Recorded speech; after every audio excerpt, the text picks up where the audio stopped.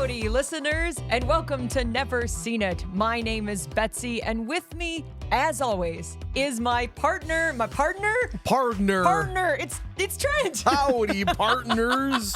I'm off to a roaring start already Absolutely. for a brand new series, the series that we do every single year. This is our fourth year we're doing it? Fourth annual Decade Series. Decade series. So we are going to be starting in 1965, then 75, 85, and so on. And we're going to be picking a movie from each of those years up until present day. We'll go all the way to 2025. And watch a brand new one. But first, we're starting in the 60s. And 1965, choosing this film was interesting because the obvious choice for 1965 is The Sound of Music. Which was the Best Picture winner that year, kind of launched a whole bunch of Disney musicals and was a smash fucking hit. But we already watched the movie Yeah. last year on the Wayback Machine, so we kind of cannibalized that opportunity. I mean, that's what the Wayback Machine But told that's us to what do, happens. so hey. That's what happens when you are in a place where the number one movie was The Sound of Music and your husband Trent has never seen The Sound of Music. You kind of had to do it. You kind of have to do it. So we were kind of looking through what were the other top movies for 65. And this one came up. This is going to be Cat Ballou, which is a movie that I have seen and you have not, but you don't really know what this movie is. No, I know it is a comedic Western starring Jane Fonda. And we were literally just talking before we hit record here. Geez, what other Jane Fonda stuff have I ever seen? There are two things. She was a supporting character in the TV show Newsroom on HBO, which not a lot of people like. I really like that show. And the other one is Barbarella. God, we fucking saw Barbarella at like 10 o'clock at night, some Saturday night one time years and years ago. This has been over 10 years. If I had a time machine, I'd stop us. I'd stop us from watching Barbarella so we can could cover talk it for about this show. Yes, exactly. Hey, Barbarella was something, all right. But no, I have never seen any other Jane Fonda thing ever. And outside of her, I wouldn't expect that you know that many other people in this. You might recognize them when the movie gets going, but I'm sure you can't name who's in this. I mean, if it's a Western and it's a 1965, they're probably pulling from some other actors who were in the space, maybe. Yes. But maybe some like minor characters. You're not going to see fucking John Wayne coming through here or anything like that. No, but there is somebody who has already been on this podcast before when we watched a John Wayne movie. When we watched The Man Who Shot Liberty Valance, someone who is in that movie is in Cat Ballou in a significant role. So we'll see if you recognize them from the other movie since you had seen The Man Who Shot Liberty Valance. Yeah, we haven't covered a Western movie since we did Western Wednesdays. It's been a minute. Yeah. It's been a minute. So that was kind of our impetus for picking this one is it is a Western, so a genre we don't cover that much. You have not spent time watching Jane Fonda's movies, and this is early in her career. This is one of her earliest starring roles.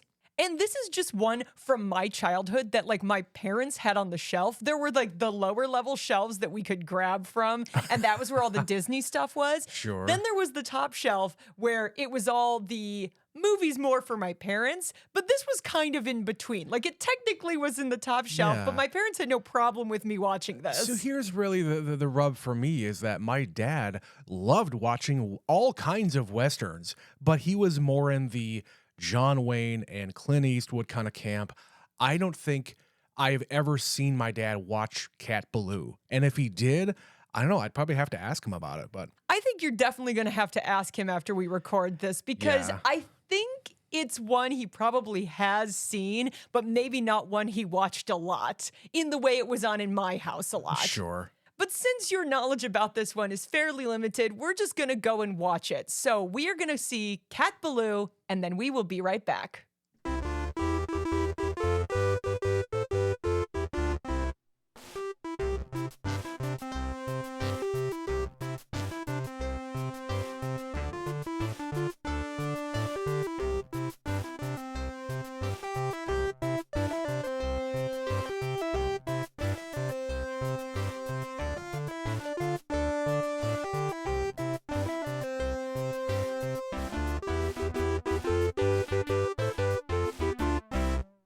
And we're back. That was the 1965 comedy Western whatever we call this genre, because it's kind of a mix of things. Cat Ballou. Trent, what did you think of the movie? You know, considering we couldn't cover The Sound of Music for 1965, this is a much lesser choice. It's fine. It's fine. I was hoping for it to be more of a comedy, but I think all of the comedic moments here don't even show up until like halfway through the movie when Lee Marvin finally shows up. A movie in which he won a fucking Oscar for Best Actor. What? Yeah, the thing about Cat Ballou, this was one of those movies that was contracted by the studios. Jane Fonda had to do the movie. A lot of people wanted to do the movie. Some people turned these roles down, and they didn't expect it to be this big hit. And it went on to actually be the 7th highest grossing movie of 1965. It honestly seems like a lot of the people on set here are phoning it in, and Lee Marvin is the guy showing up and having a great time because he's one of these really old school Hollywood guys. And he's like, guys, this is not this serious fucking movie. I don't know what you think this is, but I think the story is Jane Fonda was really trying to take things seriously here. She plays everything straight, but Lee Marvin is on set whooping it up and getting wasted like every other day, coming to work drunk all the time and, you know, livening everything up. But despite all that, yeah, the movie still works. I think it all also comes together in the editing. It comes together with all these minstrels kind of narrating what's going on here. So again, despite the fact that this movie kind of shouldn't work, it does. It's a trifle, Trent. This is just a fun little 96-minute movie that doesn't have a whole lot of meat on the bones. It's very much making fun of some of the Western genre, but it is in itself also a Western. Yeah. And it came out of nowhere, made all this money, and then got nominated for 5 Academy Awards. This was not the expectation of this movie. But you cannot deny that Lee Marvin is having a fucking blast in this. Oh, yeah. And it's also fun as far as looking at the other kinds of Westerns that were being made around this time because they're all very male-centric. And the thing that's fun about Cat Ballou, the gang, as it were, is led by a woman, and her 4 guys are all kind of idiots. All the men in this movie have hardly ever killed anybody, or they've never killed anybody. They don't know a damn thing about robbing trains and being horse wranglers. The line that came out of this movie is, man, some gang, an Indian ranch hand, a drunken gunfighter, a sex maniac, and an uncle. And that's what she's got to work with. Right. And again, she is playing this completely straight. She is wanting this to maybe be a serious kind of a Western where she can be the hero and she's the empathetic character. But no, you're walking in on this Western comedy. At least it maybe turned out to be like that. I don't know whether or not they intended it to be like that, but that's how it came out. It's about 50-50, where it is clearly supposed to be funny. There's a bunch of slapstick and sight gags. You know, there's that shot at the end of the movie of Lee Marvin almost passed out drunk on his horse, and the horse has its front legs crossed and is leaning up against the building. Yeah. And that took some fucking effort on the part of the horse wranglers to get that horse to do it. It is one of the most famous sight gags of any movie ever. Yeah, just leaning up against the building there. After they rob the train and they're trying to get away, the movie goes to like double speed and it's like a fucking silent movie. And everybody's just running around and he's falling off his horse and it's very, very silly. But then you counter it with there's this noseless gunslinger who is killing her father, and she is straight up out for revenge. Right. You set this whole thing up as, okay, this railroad company, this development company wants to take his land and the father's land, and he's not having it. Well, how do you get him off the land? You poison his well so you can't get any real water coming out of it for you or your animals. You're forcing him to sell all the animals because they can't thrive there. Right. And it's a whole big fucking conspiracy because the town wants this development. The sheriff and everybody else who is involved in this town, they want this new slaughterhouse to be opened to do what? For jobs? for further development of the town and everything else. But this one guy, he will not sell, no matter how much money he's offered. I don't even know if they talked about an amount here, but he is refusing to sell, which, hey, there are a lot of different examples in not only the Old West, but modern day where developers will come in, like even in our own town. Our town is huge in the way of like medical and hospitals and all sorts of shit. The land surrounding all these hospital complexes is very valuable, and there are a few people who have refused to sell their land to the hospital so that they can continue their expansion. Yeah, the entire areas around both hospital complexes that we have used to be houses. It used to all be residential. All residential. And as the hospital has grown and grown and grown, they were spending 3-4 times what the value of the house was to convince people to sell them that plot of land. One of them was my old boss, and he actually was like, at a certain point, how do you say no to that? You can move literally anywhere else, and they will buy your house for 4 times its value. Yeah. You have to stop and listen. But there are people in real world and in this movie that just have more pride in what they own. This is what he Sure. is. This farmer, this rancher, he has this big open ranch in Wyoming in front of the fucking mountains. It's gorgeous. They filmed this Sure. on location in Colorado, and he doesn't want to sell. It's not that hard. This is his. This is what he owns. Why would he want to leave? And they are forcing him out. And they just straight up murder him to get it. And because it's 1894 and, you know, some of these places aren't even fucking states yet, like Wyoming. Was Wyoming a state in 1894? Probably. I don't know. This was around the time where they're admitting a lot more states, like South Dakota, where we are, was 1889. So it either was just a state or about to be a state in 1894. Sure. But that means the laws are kind of fast and loose. Women don't have a lot of rights. So even though he's got a daughter who all that could go to, they just sort of snatch it. The second they kill him, they all say, nope, that guy's been sitting there on the on the chair all day. Right.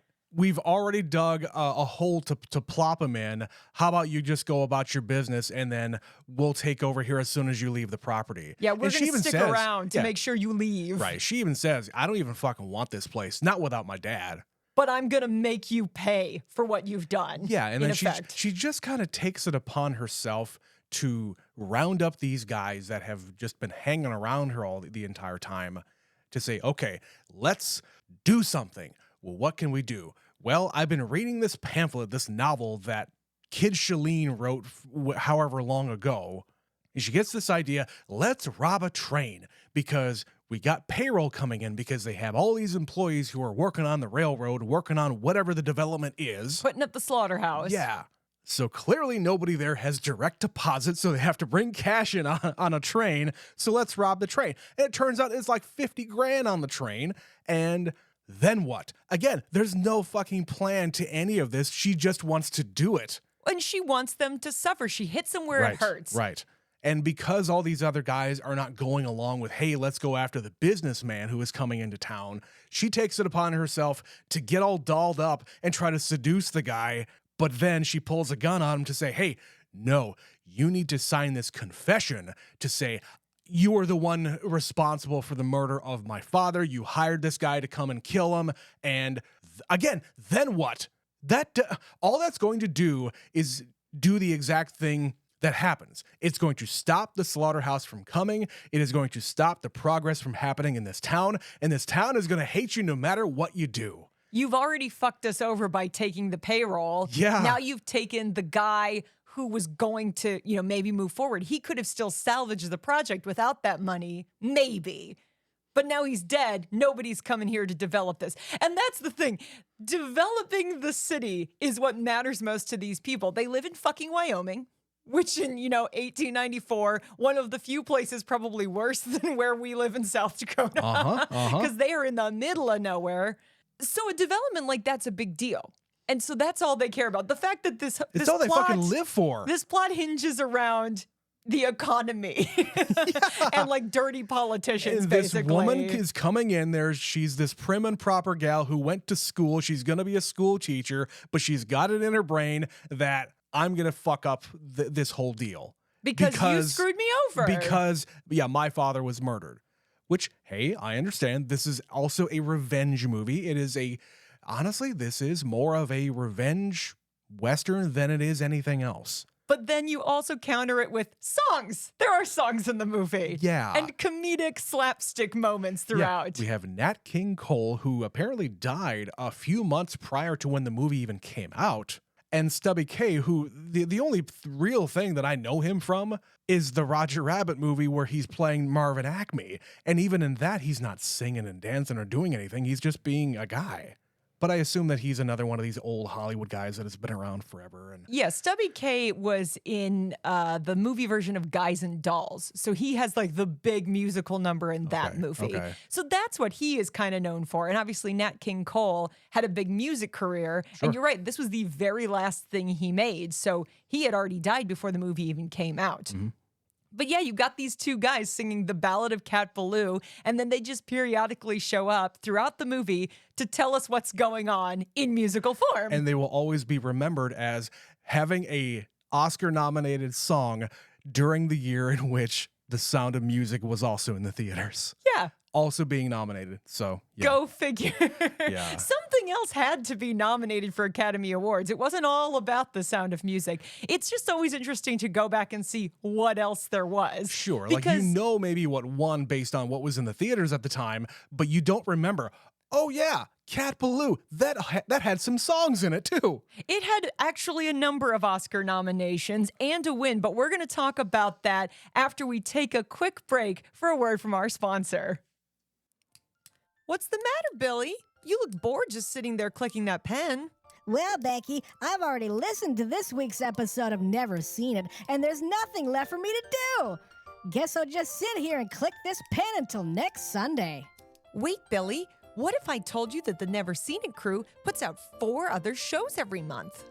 4 shows? How do I get those? It's easy. Just go to patreon.com/neverseenitpod, and for $5 per month, you get access to all their extra content. Wow, that sounds a whole lot better than clicking this pen. It sure does, Billy. It sure does.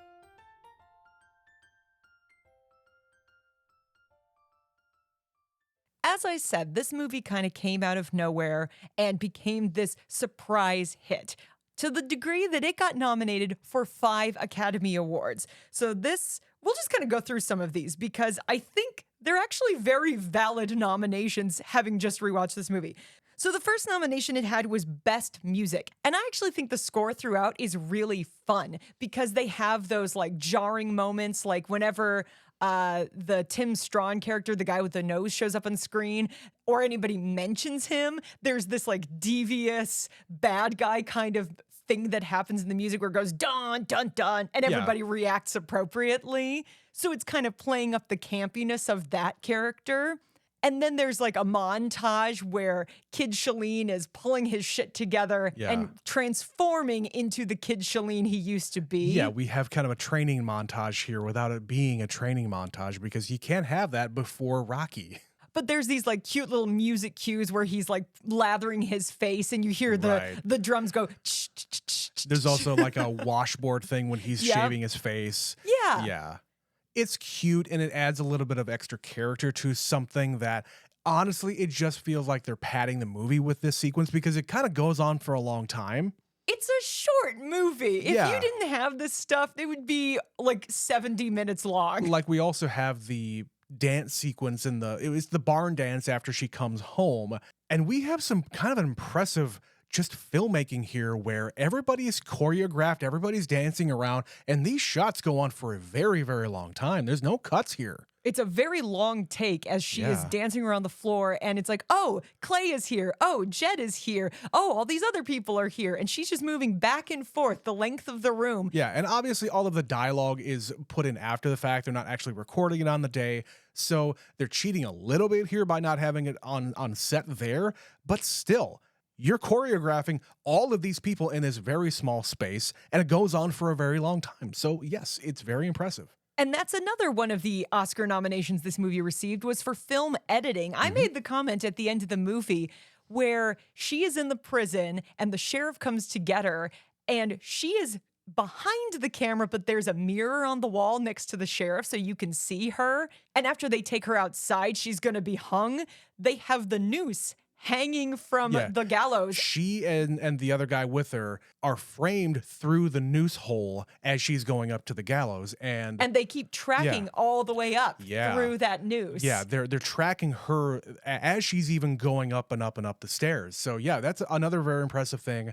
Also, as long as we're here, when they actually hit the lever to actually hang her, all these extremely quick cuts where he's cutting the rope and she's being caught by the guy down below and she's put into the carriage and they drive off. And it's just like click, click, click, click, It's click. very, very quick and it's very impressive. And yeah, so it got nominated for Best Editing, and it's a really well-made movie. The way it looks, the fact that they filmed this mostly on location, because you can tell there's a few times where it's like, well, they're clearly in front of a green screen or a projector showing the landscape. Yeah. There's some very silly little things like that And throughout. that does kind of take me out of it because does. everything else is, again, very much on set. It's believable. It's as if they were making a real ass Western out in the Old West. And it's gorgeous when they're just riding in the grass on the Sure, plains and there's a sure. mountain in the background. I just don't understand why they felt the need to do stuff like that. Is it just a safety thing, especially when they're all kind of piled on that one carriage at one point I when think they're it's- coming back from the dance the next morning? I think it's probably got to do with the fact the Steadicam didn't exist. How do you possibly get these tracking Maybe. shots? I don't know. I don't think you could ever make it look as good as you wanted to. And they probably also had to have stunt drivers, like the people driving these carriages, driving the horses. Sure, They're the can't real people. You can't necessarily trust the horses to actors. No, some actors don't deal with animals and it's not their strong suits. So it's better to have the professionals do it. And you can tell throughout this movie, it's not Lee Marvin falling off of that horse. No. It's some other random dude. Yeah, I think he said either in his Oscar speech or somewhere around there, he said, most of the credit really should be given to the horse that I was riding. But there you go. That is the big one from this movie that you should take away. Lee Marvin was only ever nominated for one Academy Award, and he won it. And it is for this movie. He plays dual roles because he plays both Kid Shalene and he plays Tim Strawn. And I pointed out to you that he played Tim Strawn. I said, that is also Lee Marvin. And you waited I to did. tell me this, yeah. If I hadn't told you that, would you have noticed it was the same guy? Probably not, because they put this huge scar on his face and he doesn't really talk. I think if he talked more, I would have gotten it. But he doesn't talk until he's being confronted by his brother. Dun, dun, dun. Yeah, there's a plot twist. Yeah. It was my brother. So if this was a different kind of a movie and we're not focusing on Cat Ballou, I think you could have made a very standard Western revenge thing between brothers here.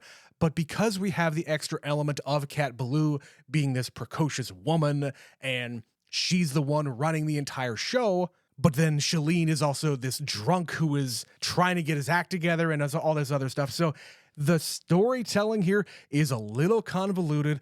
It does seem like there are some things that are kind of wedged in here to try to get more out of these characters and more plot. But again, it's not that kind of a movie. This is not a serious Western, and we don't need it to be because we're kind of having a good time. And again, it works despite itself. That being said, what did you think of Lee Marvin in this movie? Oh, he's fantastic. I was really much looking forward because I knew he was going to be in this because honestly, I had never seen another Lee Marvin movie except for when we watched The Man Who Shot Liberty Valance when we did Western Wednesday probably like 3-4 years ago. But again, he's this guy, and I've probably seen him in other Westerns that my dad has seen, but Or I've never like- seen the entirety of the movies. Or tough guy things like he's in the Dirty Dozen and stuff like that. The guy is just iconic for being this tough guy with this booming voice. And silver hair. Yes, he's got great hair. And if you know anything about me and watching things with a bunch of old guys with great voices, just go and watch the Game of Thrones show. And there's a whole ton of guys with great voice, great deep voices in that show. I like that you're doing I'm this while getting you're down saying here. it. Yes. But yes, I really do enjoy his performance here. I can see why he would have won. I'm sure it's also kind of a surprise to everybody else because this is not the kind of role that wins Best Actor. Especially since he had never been nominated before this. And it's also the thing he's nominated as a lead actor. Yeah, he's in show up for like 35 minutes of this hour-and-a-half movie. Yeah, they talk about him off and on in the first half hour or so, and then he shows up in the back of this wagon carriage thing, and he's in where the luggage would go, basically. Yeah, they do a little bit of a misdirection about who it actually is, because we got one guy in a nice, I don't know, suit, and he's being greeted by a bunch of children, but then it's just this fucking drunk who gets dumped out of the back of that thing. And they're countering it with another one of the songs. He had the eyes of the devil, and he's passed out drunk on the floor. Oh, of course. It's fucking hysterical. And he does these swings throughout the movie where when we're introduced, he's passed out drunk. When he wakes up, he's trying to shoot the side of the barn, and he literally misses the broad side of the barn. And one of the guys says, he did it! He missed the barn! Yeah, and they're saying that particular kind of joke without saying it, just by saying, yeah, he missed the barn, as if to say he can't hit the broad side of a barn. A joke I didn't get when I was a kid. That one I did not get until I was older, because why would I understand the subtlety of humor at that point in my life? Of course. But yeah, he's doing that. Then he takes a drink and he suddenly like sturdies himself. He Popeyes himself. And he goes into this story like the good old days and all of it's gone. Tombstone and Deadwood, it's all gone. Yeah, and I also think that this is another commentary about the fact that Westerns are kind of losing a little popularity in 1965. They're becoming passé at this point. Yeah, and I think, we do this with all of our decade series. So 1965, this comes out. I fully believe that The Sound of Music definitely deserved the Best Picture nominee and win this year. But when you look at the rest of every single movie that came out in 65, at least the ones that were notable, there's just not a lot of Westerns here. But then you go back another decade, it's full of Westerns. Westerns at this point had pretty much been relegated to television. I feel like the movie Western was kind of going the way of the dodo. John Wayne stuck it out all the way till the end, but he was one of the few. You know, Clint Eastwood, even though he is known for the Western, he didn't do that exclusively. He was branching out. Still, you had not only the Westerns dying out, but they were replaced by World War II movies. Yes, which Lee Marvin also made those too. Exactly. So I think, this is a commentary about the dying Western, the dying genre, and damn it, if this is what I have to do to be in a Western, by golly, I'm going to do it. I'm going to be the drunk asshole on the horse halfway falling off the entire way, and I'm going to win an Oscar as a result. Now, from the Academy's point of view, does that mean that this is just one of those lifetime achievement Oscars? They're going to give it to him because, hey, we really like you, and the fact that you're in this movie is kind of irrelevant?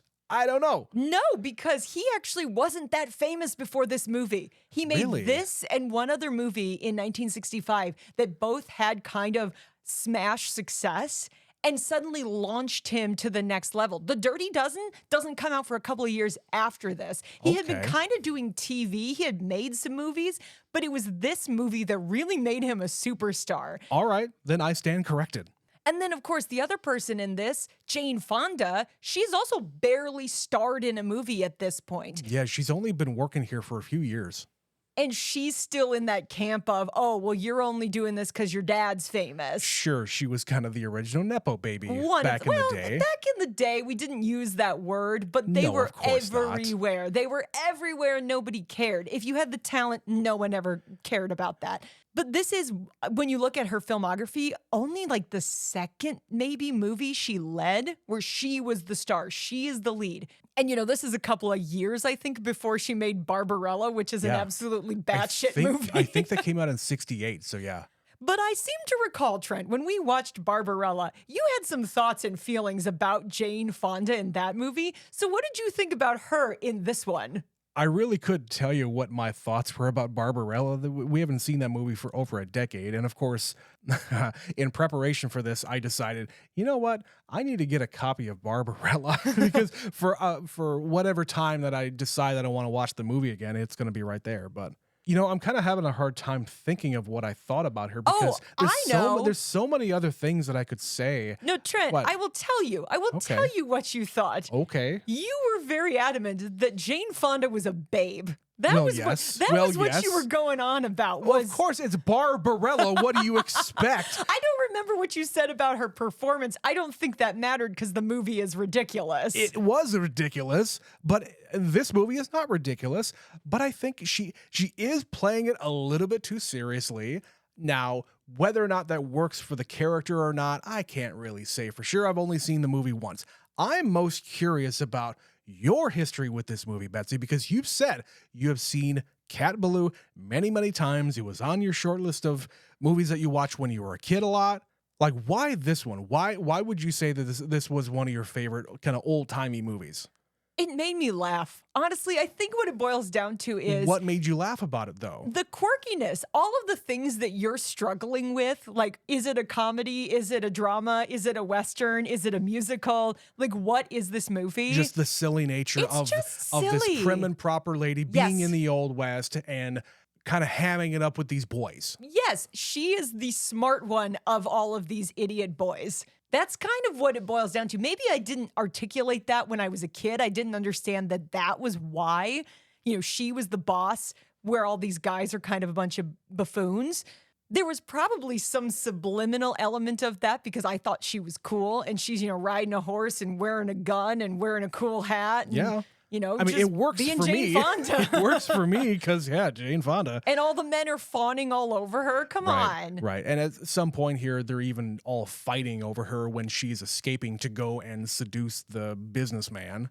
And they're so distracted fighting with each other that they don't even notice she has left. Sure. And I know here it is 1965 and this is based in the late 1800s, but she's bringing her Jane Fonda-ness out ever Yes. so slightly here. Okay. Maybe not so slightly. Trent, it's that thing I often comment on where you can tell when they make a movie how much they cared about period accuracy. Yeah.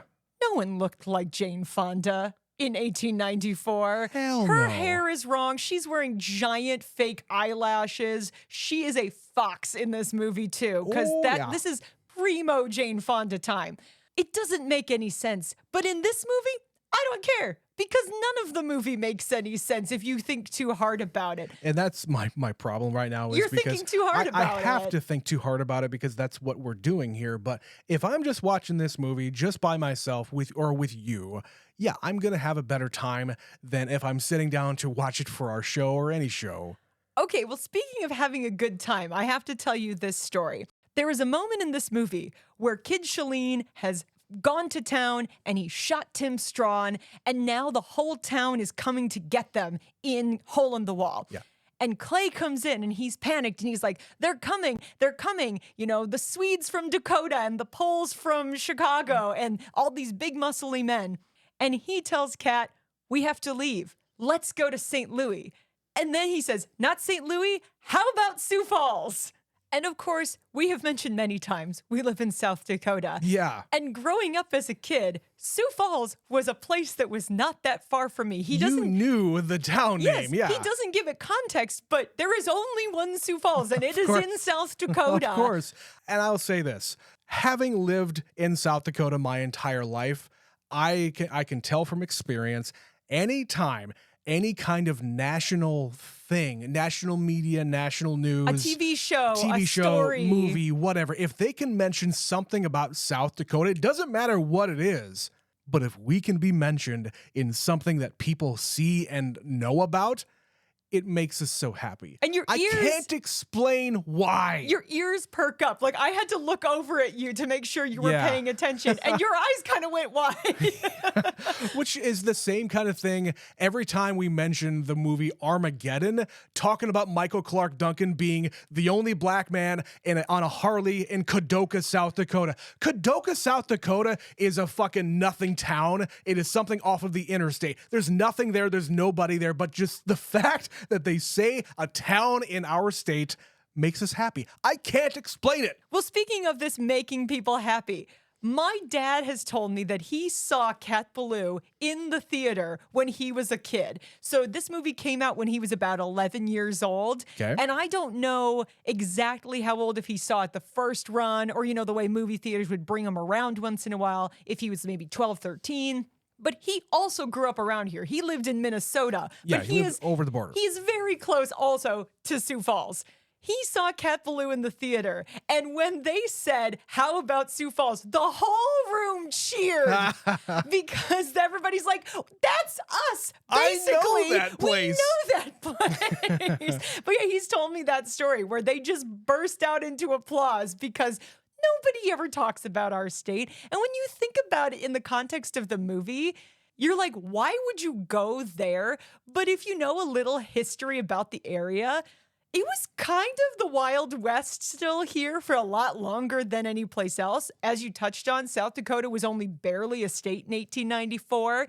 It was also the divorce capital of the United States for a really long time. I don't know if you even know this. I feel like I did at one point, but I It was couldn't a remember. party town, apparently. I don't know. Doesn't seem like that now, but it's like, why would you compare St. Louis and Sioux Falls? I don't know. I don't know why those places would be comparable, because by this time, St. Louis would have been kind of hopping, because that was the halfway point for, if you know anything about the Oregon Trail, both the real thing and the video game, St. Louis is very important. But yes, I was waiting with bated breath until we got to that scene in this movie because I was like, Trent doesn't know. Trent doesn't know No. we're going to say it. No. Yeah. Okay, well, the only other thing I really wanted to talk about with this movie is the presence of Nat King Cole and Stubby Kaye as what they were called. In this movie, they're called the shouters, or I would, say they're balladeers, or as you said, minstrels. Minstrels. They're the guys who are out here singing what's going on in the movie. Did you like this inclusion? Was it too weird for you? Did you enjoy it? Was too weird. It was weird, of course, but then as they kept on coming back, I asked you, wait, is this like a musical? Is this like a secret musical that you're throwing in here and you didn't tell me about? And you're like, okay, well, not really. They do come back, but nobody in the cast is singing. I think you asked me, is this the last song in the movie? I said, oh no, they just keep singing. Yeah. I don't know. I mean, it kind of goes with the idea that the movie is kind of mixed, where it's kind of a Western, it's kind of a comedy, it's kind of a musical, it's kind of a revenge tale. Yeah, it's everything and it's nothing. It's also something with old Westerns, like it's the Ballad of Cat Ballou. We have one song that we're just going to keep singing throughout the movie. Right, and in the way that they're telling the story here, filmmakers still do this today, where they tell you the ending, but then you do the flashback to see, okay, how did we get to this ending? And then they tell you the ending and then end of the movie. And they're just doing it through song. She killed a man in Wolf City, Wyoming. Right. Killed a man. It's true. You don't know which man that it is. And you Presumably, don't know. it's the guy with the nose. Yeah, and you don't know how she did it because she's set up as this prim little school teacher. How would this woman kill somebody? Yeah, and immediately when the preacher man, the uncle, catches her reading something that is not what she says it is, she's got this fucking pamphlet in her book of poetry where he takes it from her and starts reading from it, and it's like, oh shit, that's not poetry. That is not a book that young women should be reading. She is the type that kind of yearns for the Old West. She yearns to be another one of these cowpokes who is going to be out gunfighting and shit like that. She doesn't want to be the little school teacher teaching youngsters and things like that. The stuff that you're supposed to do as a young lady, she's not all about that, which again kind of goes to Jane Fonda as a person. She hadn't hit the phase of her life where she was an activist and a feminist and really loud about that stuff. That was still coming. Sure. Here, she's still just trying to make a career for herself. But maybe there's a part of it that she looks back on now, even though she maybe didn't want to do this role at the time, that she looks at it now and goes, you know what? There's a glimmer there. There's a glimmer there. Yeah. And the other part of this, of course, you touched on it a little bit. It's the Western was dying, and in the movie they're saying the Old West isn't what it used to be. We're modernizing now. The enemy of this movie is progress. The whole story is we're going to build a town and make a real city out of Wolf City. And they're going to build, tall buildings and bring in jobs, and we're going to get rid of the ranches and the cowboys. We're not going to do that anymore. We don't need the gunslingers. All of that is dead and gone. Tombstone, gone. Deadwood, gone. Like Deadwood, also in South Dakota, coincidentally. Yep. It's just a little tourist town now. Like it's still there, but it was the truest true of the Wild West once upon a time. And now it's just like, this is just some podunk little town in South Dakota. Yeah. Kevin Costner owns a casino out there and owns a bunch of just land in general out there. And he did that back when he was doing the Dances with Wolves movie back in the 90s. That's kind of the only claim to fame that's out there right now. But once upon a time, it was filled with outlaws and, gunslingers and things like that. Sure. Very different place. I've never actually been to Deadwood. Would you believe that? I thought we went once, but maybe not. No, you and I have never gone. We've only been out there to that part of the state once as a couple, but I guess we didn't go to Deadwood. If you, just a piece of advice from somebody who has been to Deadwood quite a few times, maybe if you want to, if you are inclined to go for like an afternoon. Don't stay there. Don't stay overnight there for sure. But don't expect anything like super authentic. It's just a tourist town. That's what it's turned into. They're trying to capture that spirit of the Old West and be like, even. the history. Not even, no. No, it's basically casinos and it's a place where people take tourist money. That's what it is. There's much better things to see on that side of the state. Like way better things to see. Sure. Don't waste your time. All right, Trent. Well, do you have any other parting thoughts about Cat Ballou before we wrap up this decade? Betsy, the funniest thing in this entire movie that is or isn't a comedy is when the dad's coffin is in the living room and Shalene comes in and they say something about the fact that, well, you didn't do your job. You didn't kill the guy who was hired to kill my father. And Can't you see what's going on here? Can't you see what's going on here? And there are candles lit in front of his face. He's got confused enough where he starts to sing happy birthday. And blows out the candles. He blows out the candles. Because Frankie's dead in a coffin. Oh, that was fucking funny. That was fucking funny. It's the way he's doing it too, because he's still half drunk. Of course. Man. The weirdest little sequence here is when she finally goes home and she's talking to the ranch hand and she's talking to her father, and the father's saying something to the effect of, well, this old ex-congressman came about and he said that all Native Americans are descendants of the chosen people. Basically, he thinks that all Native American people are Jewish. They're a lost tribe of Israel. Yeah. Because some random ex-congressman told him that, and he's a dumb farmer and he believed him. And there was a guy who came and started to speak a bunch of Hebrew to you, and you understood every word of it. No, I didn't. See?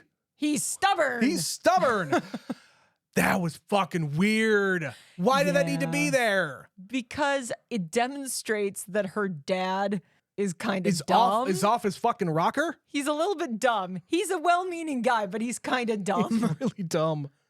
And the last thing I got to point out here is when Shalene is getting his shit together, he's putting on his costume again, and by golly, is that not the suavest motherfucker you've ever seen in cowboy boots? Holy fuck, man. I want that outfit. He looks so different when he gets cleaned up. He looks so good. Because he's usually running around in this like dirty old buckskin or something. Sure. And he's filthy and stinky. And then he shaves his face, takes a bath, and he looks like a completely different person. So in effect, he is playing three characters because he's the drunk Kid Shalene, he is inaction Kid Shalene, and he is Tim Strawn. And you're right, he's got his little valise, and that is the only thing he has in the world. And he keeps his pearl handle revolvers and his silk shirt and his whole thing. It's a whole look. The big belt buckle and the boots that clank as he walks. Yeah. And his beautiful hat. Oh, he looks so good. It is a full transformation for this moment of the movie. But that is going to do it for Cat Ballou in 1965. If you've seen this movie, we'd love to hear your thoughts. In the very least, maybe one of my siblings will reach out because I'm pretty sure they've all seen this movie at least one, if not many, many times. I'm sure.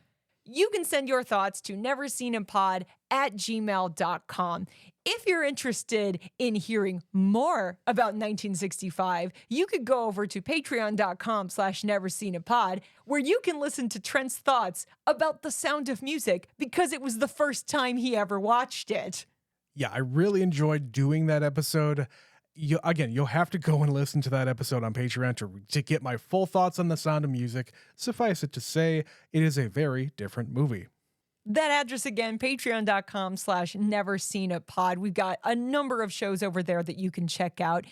If you want us to cover some more stuff from 1965, tell us what you think we should watch, because when we were kind of looking at the list, it was like this or Dr. Zhivago, and then maybe like a James Bond, but it wasn't the first James Bond. And since you haven't seen any of the Connery, it felt like a weird place to start. Yeah, we don't want to start at the second one or the third one. If we're going to do a James Bond, it's going to have to start from the beginning and go all the way through.